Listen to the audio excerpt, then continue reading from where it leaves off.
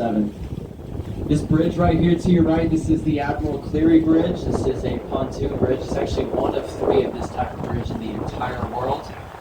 This middle part that we're going to pass that sits in the ground actually opens up to allow warships through as big as an aircraft carrier. It opens up at least 3 times a year, twice for maintenance, and once on December 7th every year for ceremonies. A United States Navy destroyer will pass through with an enormous American flag that we call the holiday flag. Pass through and for everyone to render honors to during the ceremony. Now you're going to see the USS Missouri behind the Arizona. She was not built at the time of the bombing. She was built afterwards, commissioned late 1942. You're going to see on the starboard side of the Missouri as well, there's going to be a small white canopy. That is the surrender deck of the USS Missouri. That is the very spot that the Japanese surrendered to the Allied forces to end World War II. Now the USS Arizona did sink on December 7, 1941 during the Pearl Harbor bombing, which signified the beginning of the war for the United States. The Missouri signifying the ending of the war. So we quite literally have the bookends of World War II here in one place. Now you may see some oil out on the water today. That oil is from the USS Arizona. She leaks about 4 to 6 quarts of oil a day, sometimes a little more, sometimes a little less, depending on weather. She had about 1.5 million gallons of fuel and oil on board at the time of the bombing.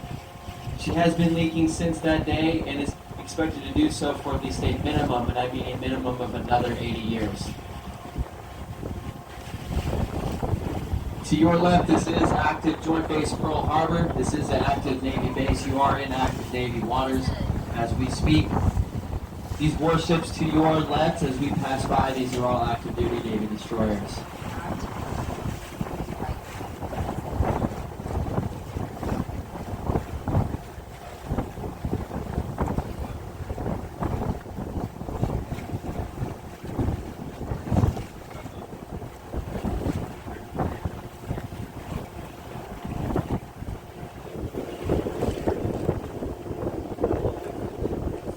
You're going to see these large white structures sitting in the middle of the water here in the harbor. These are the mooring keys that the battleships were tied up to at the time of the bombing. Each battleship had 2 mooring keys assigned to it. So you're going to see we're going to pass the USS Nevada's mooring keys.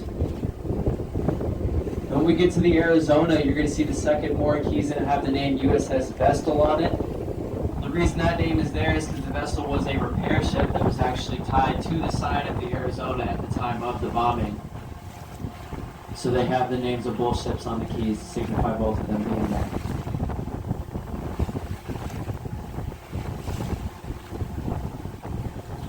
I'm sure you have heard the term Battleship Row many times. The USS Nevada to your right signifies the end of what was Battleship Row during the bombing.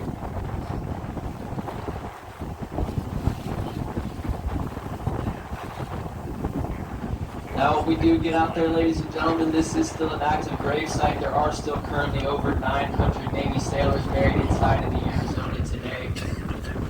So once you are on board, we do ask that you please keep your side conversations to a minimum. Please only use your cell phones for pictures. We do ask that you are as respectful as you would be at like a family's grave site if you were out here.